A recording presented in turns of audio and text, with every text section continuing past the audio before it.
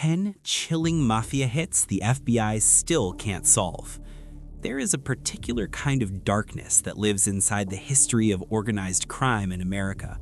Not that dramatic, Hollywood-lit darkness of movie screens, but something colder, quieter, and far more real. It is the darkness of men who vanished from restaurant booths in the middle of their pasta, of bodies found wrapped in carpet on the New Jersey Turnpike, of witnesses who suddenly, inexplicably remembered nothing, of cases that sat on the desks of the Federal Bureau of Investigation for decades, accumulating dust and unanswered questions while the killers, or the men who ordered the killings, lived out the rest of their natural lives, some of them dying peacefully in their own beds, surrounded by grandchildren who never knew what grandfather had done. This is a documentary about 10 of those cases, 10 mafia hits that shook the American underworld, 10 executions so professionally executed, so meticulously scrubbed of evidence that the FBI, with all its resources, its informants, its surveillance technology, its decades of institutional knowledge, still cannot formally close them. No cap, these are the cases that keep retired federal agents up at night, staring at the ceiling, replaying conversations with witnesses who disappeared, rereading autopsy reports that told them everything about how someone died and absolutely nothing about who did it. We are going to walk through all 10 of them tonight, and to be honest, by the time we're done, you're going to understand why professional killers aren't caught, not because they're smarter than law enforcement, but because the world they operated in was built, brick by brick, on silence. Case 1. The disappearance of Jimmy Hoffa, July 30th, 1975. Before we say his name, let's paint you a picture. Imagine the most powerful labor leader in American history, a man so connected to organized crime that the Kennedy brothers made it a personal mission to destroy him, a man who walked out of federal prison in 1971 after Richard Nixon commuted his sentence and immediately began plotting his return to the throne he believed was always his. Now, imagine that man making one last phone call, climbing into a car, and never being seen again. That man was Jimmy Hoffa, president of the International Brotherhood of Teamsters, and his disappearance from the parking lot of the Machus Red Fox restaurant in Bloomfield Township, Michigan, is one of the most dissected cold cases in American history, one the FBI has never officially solved. The T on Jimmy Hoffa starts in Brazil, Indiana in 1913, where he was born into a coal miner's family with precious little money and a work ethic that would define him. His father died when he was 7. His mother moved the family to Detroit when he was a teenager, and it was there, on the docks and in the freight yards of a Depression-era industrial city, that Hoffa learned two things simultaneously: the power of collective action and the power of a good threat. He organized his first strike at 18, standing on a frozen loading dock and refusing to move until the strawberry delivery he was supposed to unload was properly compensated. That stubbornness, that absolute refusal to yield, would carry him all the way to the top of the Teamsters, a union with nearly 2 million members, and directly into the orbit of the American Mafia. Hoffa's alliance with organized crime was not incidental, it was strategic. He needed muscle to break competing unions and enforce contracts. The mob needed access to the Teamsters Central States Pension Fund, a pool of money they would use to build the casinos of Las Vegas. Their relationship was transactional, lucrative, and deeply complicated. It also made Hoffa essentially untouchable for years, because the kind of men backing him were not the kind of men you moved against lightly. By the time Hoffa left prison, though, the mob landscape had shifted. His hand-picked successor, Frank Fitzsimmons, had built his own relationships with mob leadership. When Hoffa announced he wanted the presidency back, multiple crime families sent a clear message: stay retired. He didn't listen. He kept pushing. He started reaching out to old allies, trying to rebuild a coalition, making himself, in the eyes of certain very dangerous men, a problem that needed solving. On July 30th, 1975, Hoffa told his wife he was going to meet Anthony Provenzano, a New Jersey Teamsters official with deep Genovese crime family ties, and Anthony Giacolone, a Detroit mob figure.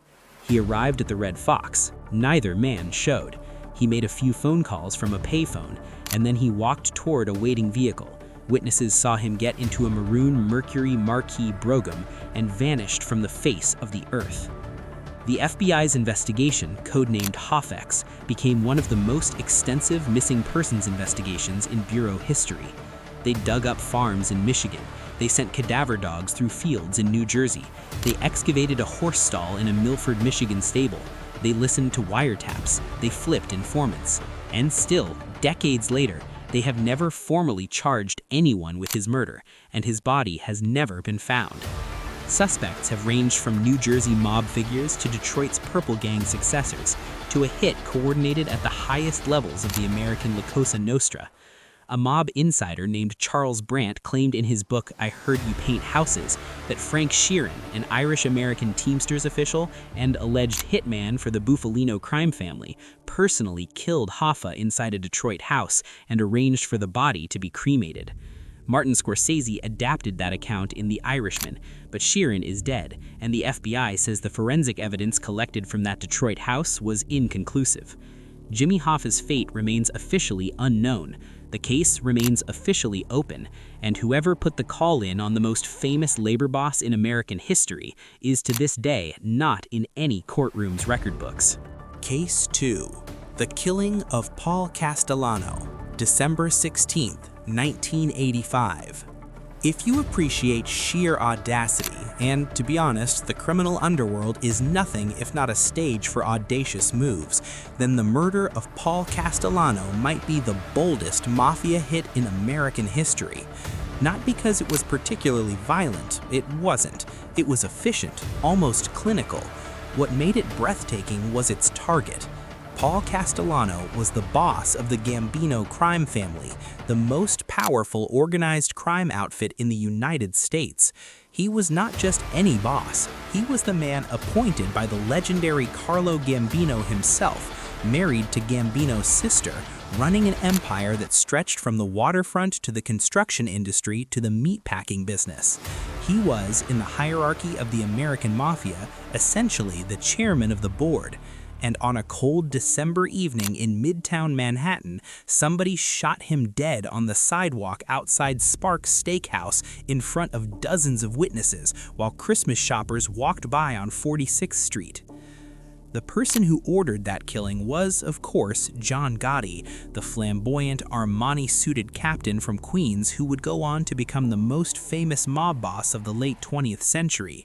But here's the thing, though Gotti himself is long dead, the actual triggermen, the men who stood on that sidewalk with their trench coats and their fur hats, who fired the shots, have never been formally charged with the murder of Paul Castellano or his underboss Thomas Bellotti, who was shot in his car at the same moment.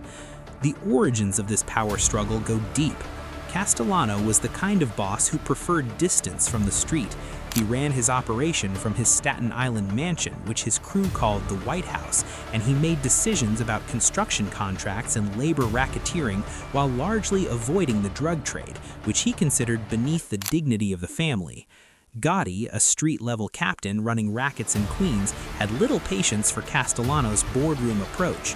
He was also, the FBI would later document, terrified that Castellano, who had become suspicious of various family members' involvement in narcotics, was going to have him killed. So Gotti moved first. He assembled a coalition of disgruntled captains. He reached out to other crime family representatives to make sure no one would retaliate. He set the date, and on December 16, 1985, he parked a car on a side street near Sparks and personally watched the hit go down alongside his future underboss, Sammy the Bull Gravano. Castellano stepped out of his car. 3 men in trench coats approached. 6 shots. Castellano was dead before he hit the pavement. Bellotti was shot simultaneously. The shooters walked away through the crowded Midtown sidewalk and were never identified enough to be charged. The FBI knew. They knew at a structural level through informant testimony and later through Gravano's cooperation who the triggermen were. Names have been floated: Eddie Lino, Anthony Rampino, Vinny Artuso, John Carneglia. but courtroom-quality proof of who precisely pulled the trigger on the actual boss of the Gambino family has never been formally established. The case remains, technically, unsolved in its most precise form, and given that Gotti died in a federal prison in 2002, there will likely never be a full prosecutable accounting of that December sidewalk. If you're finding this content as compelling as we do, this is your reminder to hit that like button and subscribe to keep this channel going. We've got cases like this lined up that you absolutely cannot miss. Case 3. The murder of Dominic Trinchera, Philip Giacone, and Alphonse Indicator, May 5, 1981. They called it the Three Capos murder, and to be honest, it was a power move so decisive, so bloodily efficient, that it reshuffled the entire Bonanero crime family in a single afternoon. Three high-ranking capos, Dominic Big Trin, Philip Philly Lucky Giacone, and Alphonse Sunny Red Indicator, were invited to what they believed was a peace summit. They were killed instead, in a scene so swift and well-coordinated that law enforcement, hearing about it through informants in the days after, could barely process the organizational implications. The Bonanero family, for context, was in chaos in the 1970s. The family boss, Carmine Galante, had been brazenly murdered in 1979 while eating lunch on the patio of a Brooklyn restaurant, a hit that shocked even hardened organized crime veterans. The power vacuum left in Galante's wake created competing factions. Trinchera, Giacone, and Indicator were part of one bloc, men who had their own ambitions and their own sense of how the family should be run.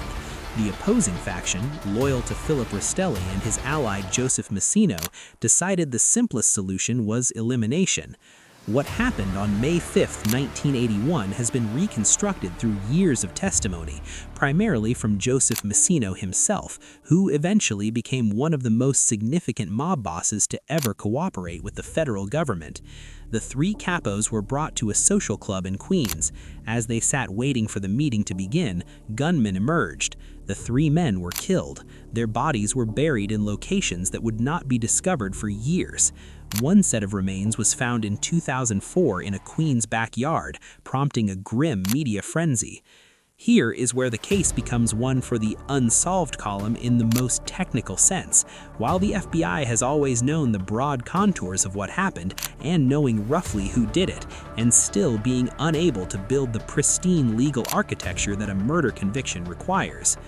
No cap, this is what makes organized crime prosecution so maddeningly complex, knowing something happened, knowing roughly who did it, and still being unable to build the pristine legal architecture that a murder conviction requires. Case 4. The assassination of Johnny Torrio's successor, the forgotten Chicago hit.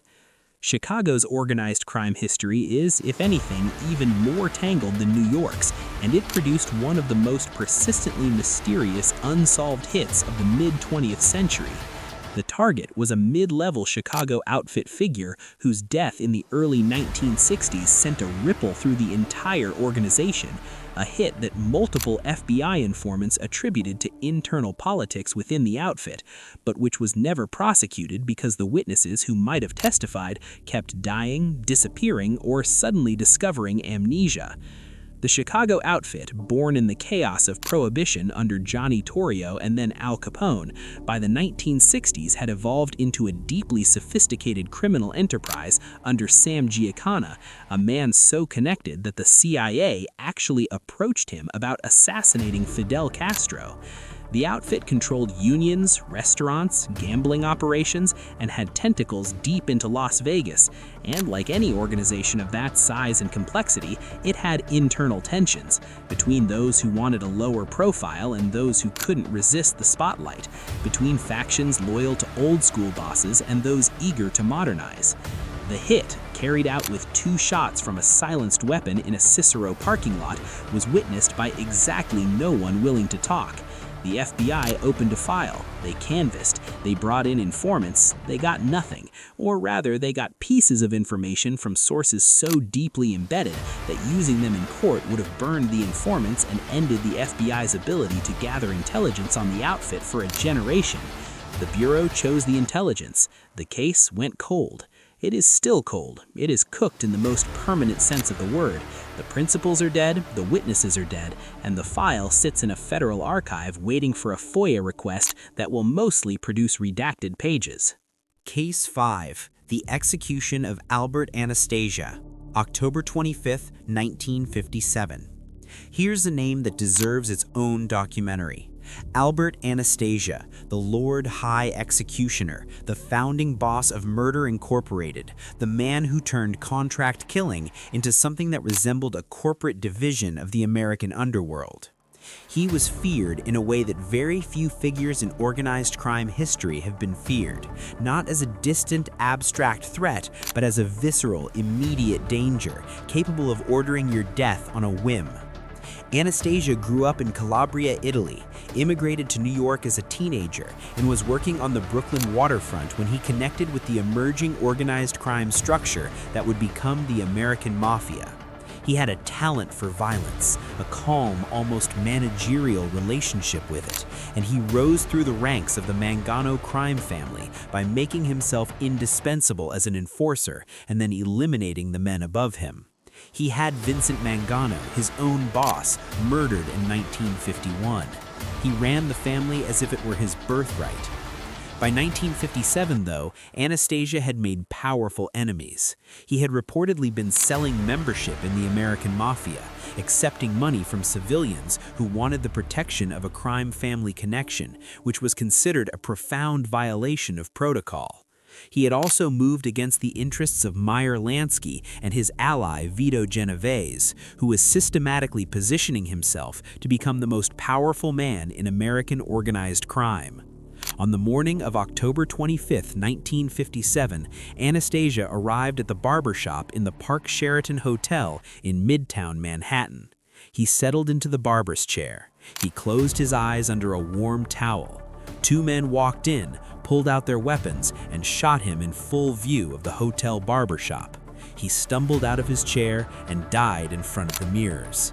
The T on who ordered the hit has been debated for nearly 70 years. The FBI's working theory has always pointed toward Genovese, possibly with the cooperation of Carlo Gambino, who conveniently inherited the Anastasia family after the murder, and with the blessing of mob elder Meyer Lansky.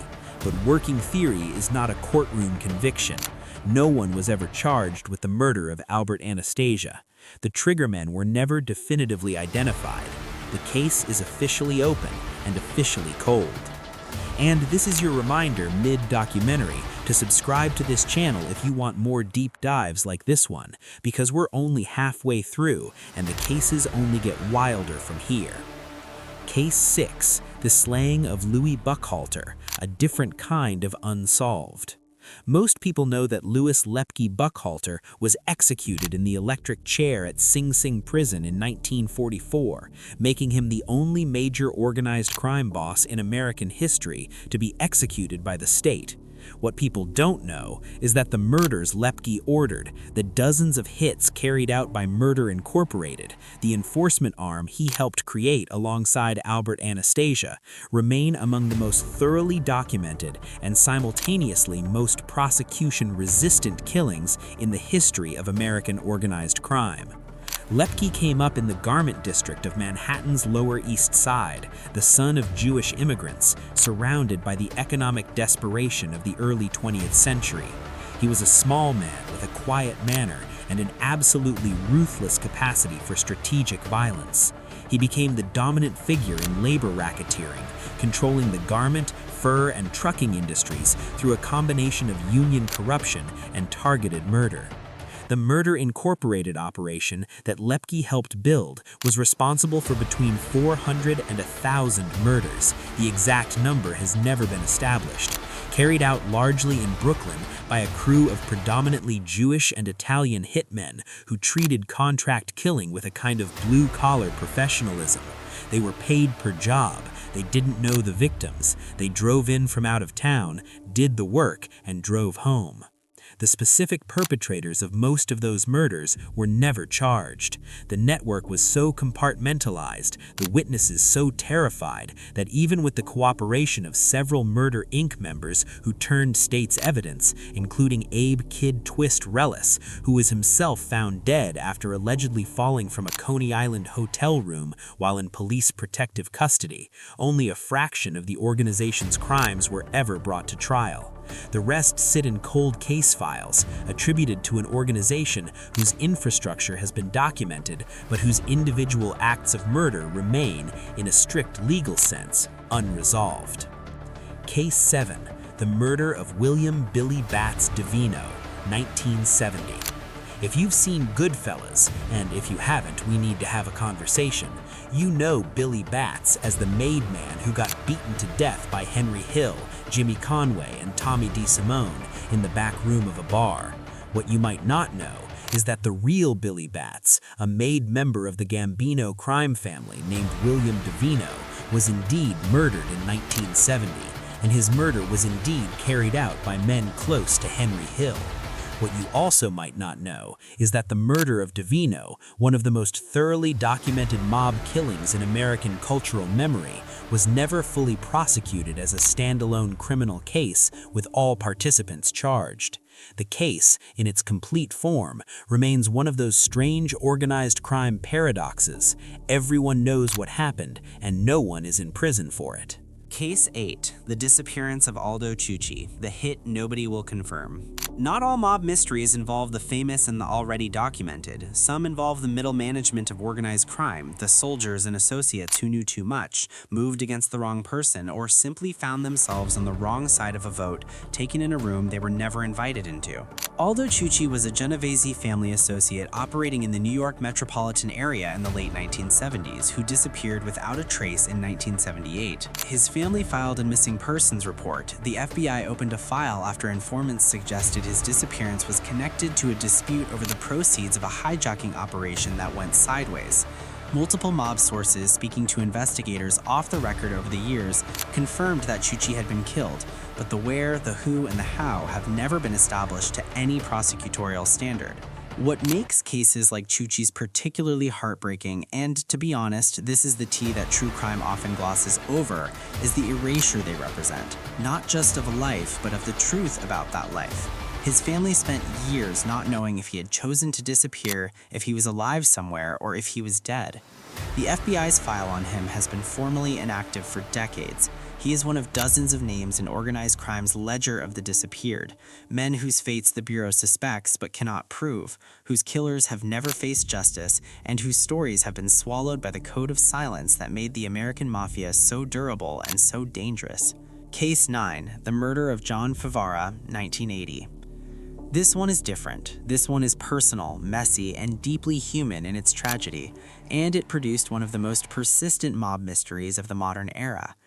John Favara was a neighbor of John Gotti in Howard Beach, Queens. In March of 1980, Favara's car struck and killed 12-year-old Frank Gotti, John Gotti's son, who had darted into the street on a minibike. The collision was ruled accidental.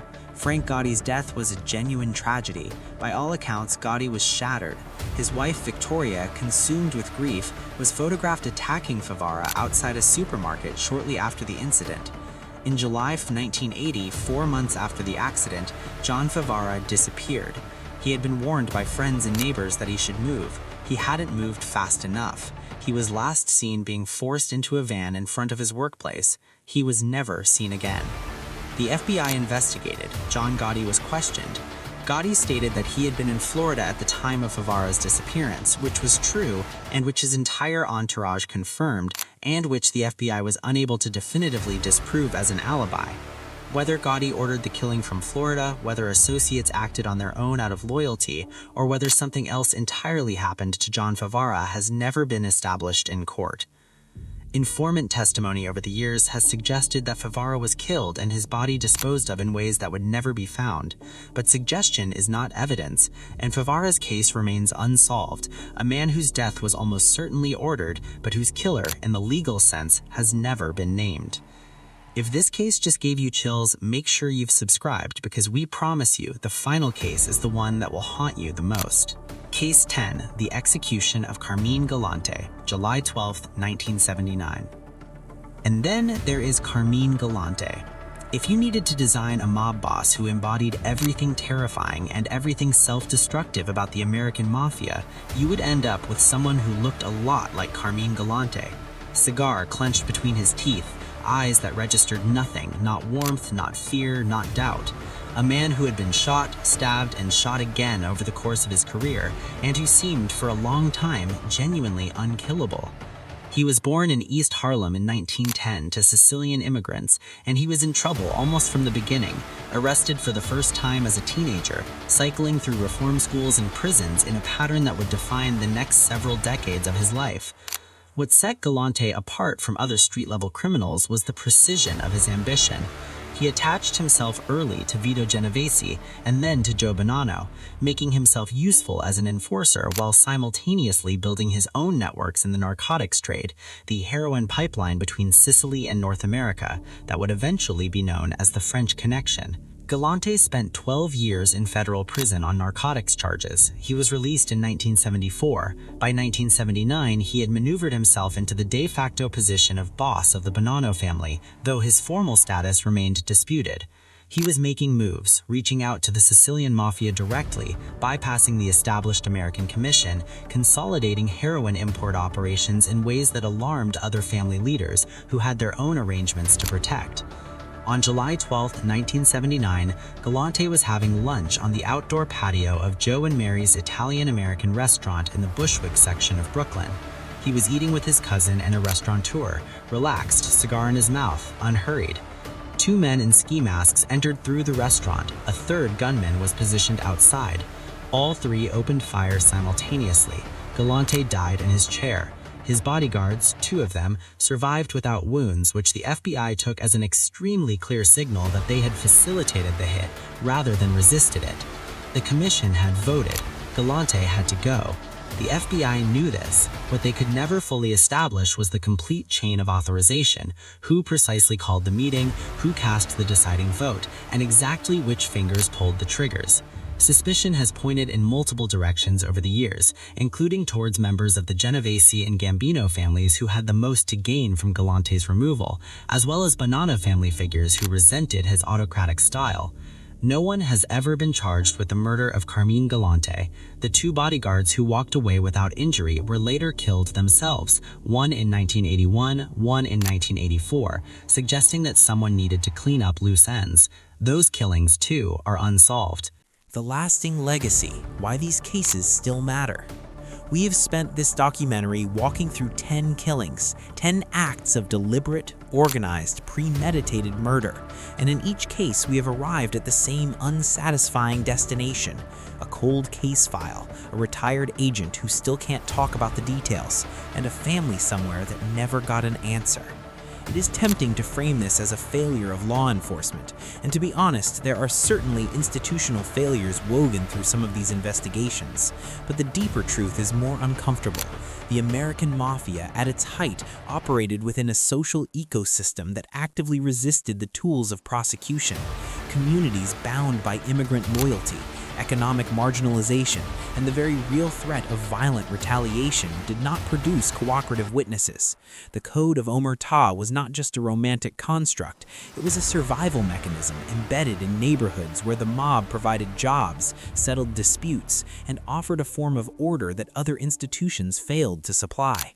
And then there is the structural reality of organized crime itself, the deliberate compartmentalization of information, the use of intermediaries, the preference for oral instructions over paper trails, the strategic deployment of fear as a witness management tool. These are not accidental features, they are engineering choices made by organizations that understood with crystalline clarity how prosecution works and how to defeat it. The FBI has made extraordinary progress against organized crime since the passage of the RICO Act in 1970. Dozens of bosses have been convicted, entire families have been dismantled or reduced to shadows of their former power. But progress is not completion. The 10 cases in this documentary represent something the Bureau has never been able to fully close: the gap between knowing and proving, between operational intelligence and courtroom evidence.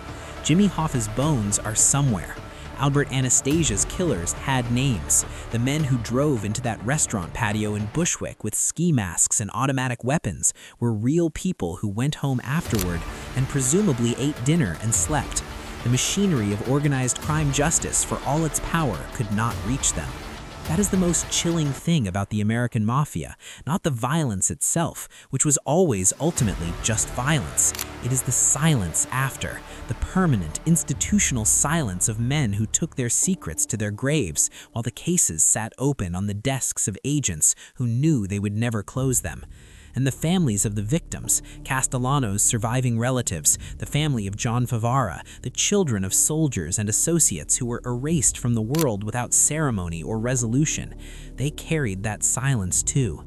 That is the collateral damage that no documentary can fully capture, the generational weight of an unanswered question, of a file that says open, but means forever.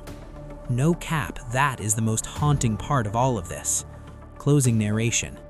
The next time you walk past a restaurant in Manhattan, or drive by a parking lot in Queens, or see a barbershop in Midtown, think about the fact that American history is layered. The surface is ordinary, tables and chairs and the smell of coffee.